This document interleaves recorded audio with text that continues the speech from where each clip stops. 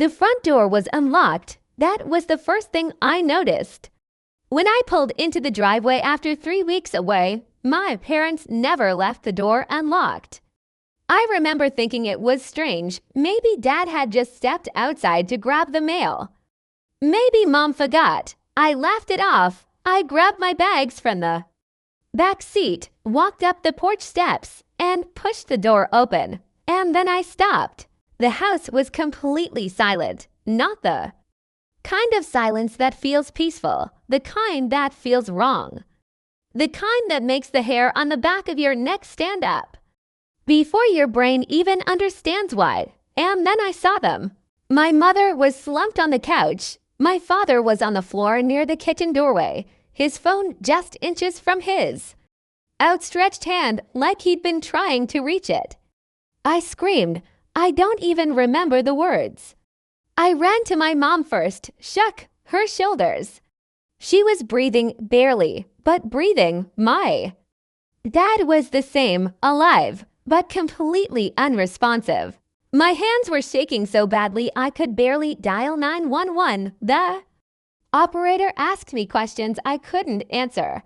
How long had they been like this? I didn't know. What did they take? I didn't know. Were there any medications nearby? I looked around frantically. Nothing obvious. The ambulance arrived in 6 minutes. Those 6 minutes felt like 6 hours. As they loaded my parents onto stretchers, I stood in the doorway of the house I grew up in, completely alone, and I realized I had absolutely no idea what had just happened, but I was about to find out, and what I learned over the next 7 days would change everything I thought I knew about my family. Would you have gone back to that house alone? Drop your answer in the comments. YES or nitrogen monoxide. The doctors stabilized both of my parents within the first few hours. Carbon monoxide poisoning. That was the initial theory. A faulty furnace, an accident, the kind of thing that happens to families sometimes, and it's tragic, but it's explainable. Except the carbon monoxide levels in their blood didn't quite match up with what you'd expect. The lead doctor pulled me aside on the second day. She spoke carefully, the way doctors do when they're not sure. How much to say she told me that while CO poisoning was a possibility, there were some inconsistencies they were still working through. The levels were unusual. The pattern of symptoms was unusual. They wanted to run more tests. I sat back down in that waiting room and stared at the floor. Something in her voice told me this wasn't just a furnace. My aunt flew in that evening, my mother's older sister. She hugged me, told me everything was going to be okay. I tried to believe her, but late that night, while I was sitting alone in the cafeteria nursing a cold cup of coffee, she said something that cracked the whole story wide open. She said, "I always knew something like this would happen eventually." I looked at her. She wouldn't meet my eyes, and I knew right then that she knew something I didn't. Have you ever discovered a family secret that changed how you saw your parents? Tell me in the comments. I went back to the house the next morning. The paramedics had cleared it as safe to enter. They'd also ventilated the space and checked the furnace. And here's where it gets strange. The furnace was fine. There was no carbon monoxide leak. The detectors in the house had never gone off. So what had happened to my parents? I started looking around. Not in a suspicious way at first. I just wanted to understand. I checked the kitchen for anything out of the ordinary. I looked through the pantry. I was looking for something, anything that could explain to healthy adults losing consciousness in their own living room. That's when I found the drawer. It was in my father's office, a room I'd never really spent much time in. The drawer was locked, which wasn't unusual on its own. But what was unusual was that the lock had been recently forced. The wood around it was scratched. The metal was bent slightly. Someone had opened this drawer. Or tried to. I found the key. Eventually, my dad kept a spare set in a box in his closet. When I opened the drawer, it was mostly empty, but at the very back, there was a single envelope, old, yellowed at the edges, and it had been opened and resealed. Badly, like someone had tried to hide the fact that they'd read it. The name on the front of that envelope wasn't my father's name.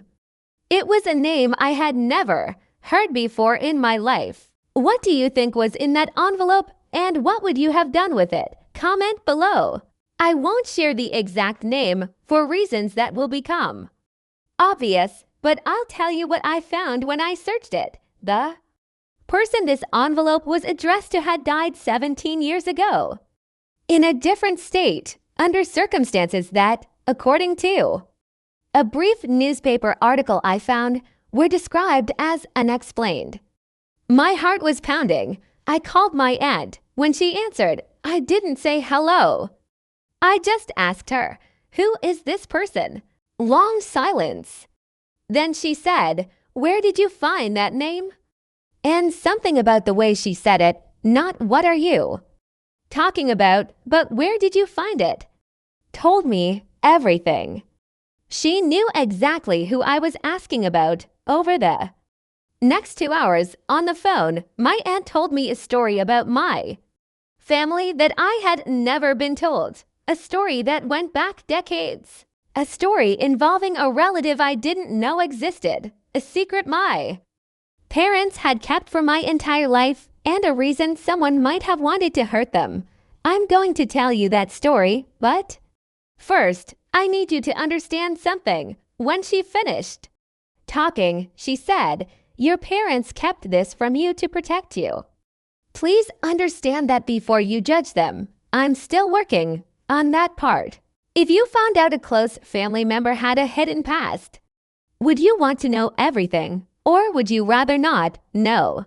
My father had a brother. He was never spoken about, never mentioned at family gatherings, never in any photo album I'd ever seen. As far as I knew, my father was an only child.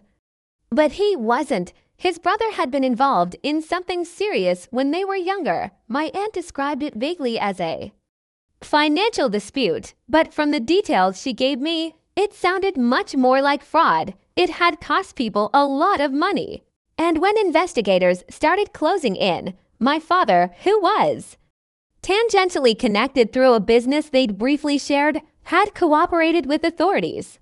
His brother had gone to prison, and when he got out, 15 years later, he had never forgiven my father. The person named on that envelope was connected to this brother, a partner, a colleague, someone who had also been investigated and had also lost everything.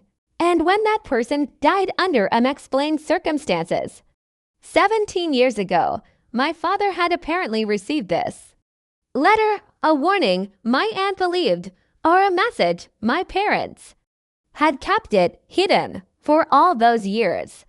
And now someone had broken into that drawer to find it.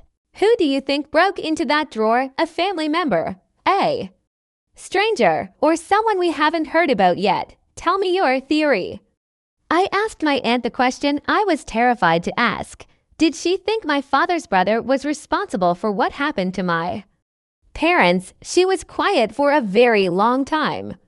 And then she said, "He was released from his second sentence 8 months ago. My parents both recovered fully. The doctors ultimately concluded that they had been exposed to a sedative compound, something introduced into their food or drink, not enough to kill them, enough to incapacitate them while someone searched the house. The police were brought in, detectives were brought in, and the investigation is ongoing, which is the reason I can't share everything and the reason I've changed certain details in this story. But here's what I keep coming back to. My parents kept an enormous secret from me, not out of malice, but out of love. They thought they were protecting me. And maybe they were right too, for a long time. But secrets have a way of not staying buried. That drawer in my father's office had been locked for years, and in the end, someone came looking for what was inside it because the past never really disappears. It just waits. I'm still processing all of this. I'm still rebuilding my understanding of my family, of my father, of the choices people make when they're afraid. Do you think my parents were right to keep this secret to protect me, or did they make the wrong choice?